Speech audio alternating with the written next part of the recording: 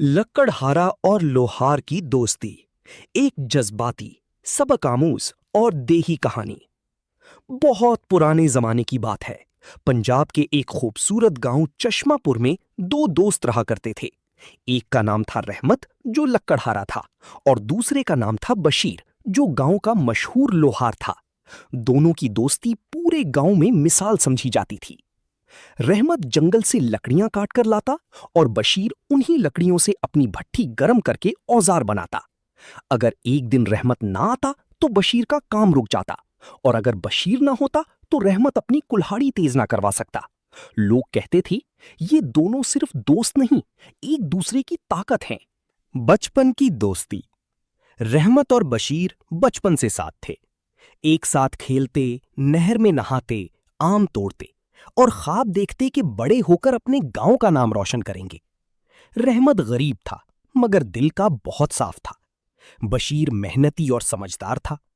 जब दोनों जवान हुए तो किस्मत ने उन्हें अलग काम दिए, मगर दिल एक ही रहा। गांव की जिंदगी। सुबह सवेरे रहमत अपनी कुल्हाड़ी कंधे पर रखता और जंगल की तरफ निकल जाता।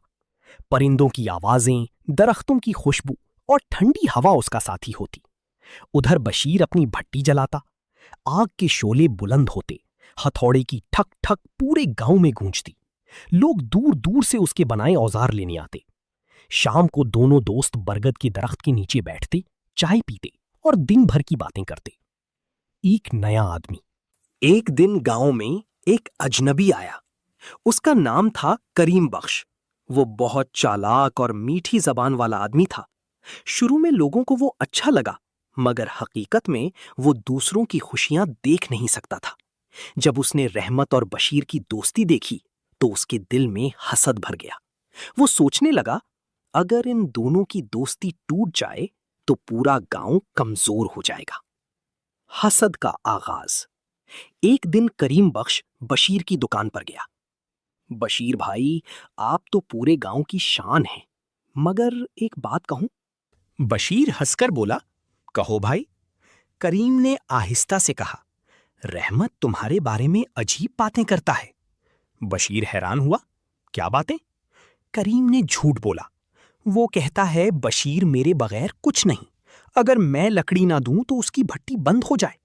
बशीर खामोश हो गया।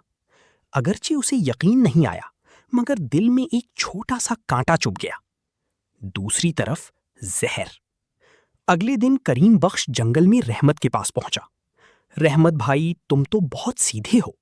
रहमत मुस्कुराया, क्यों, क्या हुआ? करीम ने झूठ गढ़ा, कल बशीर कह रहा था कि रहमत सिर्फ लकड़ियां उठाने वाला आदमी है, असल इज्जत तो मेरी है। रहमत का चेहरा बदल गया। नहीं, बशीर ऐसा नहीं कह सकता। करीम ने लंबी सांस ली।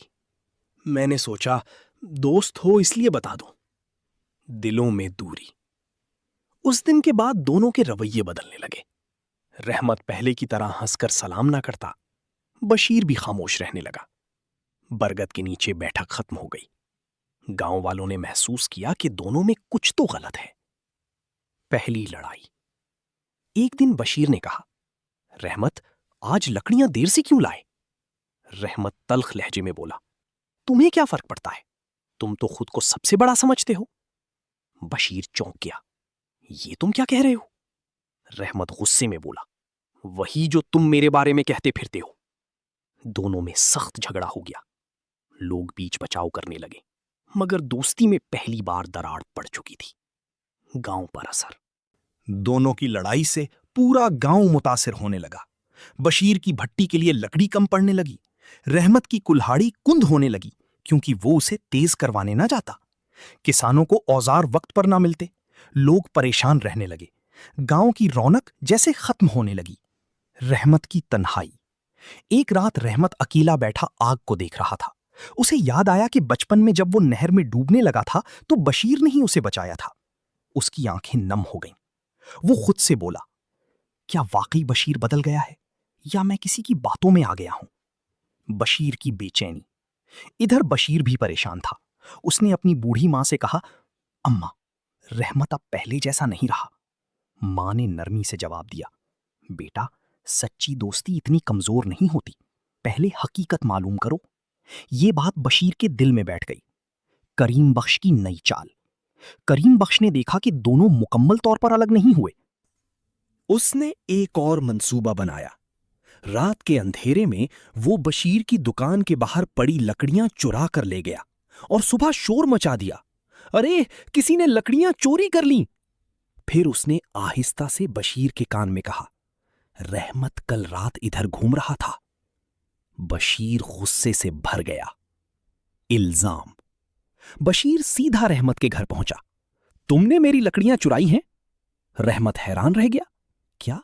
मैं ऐसा क्यों करूंगा? क्योंकि तुम मुझसे जलते हो।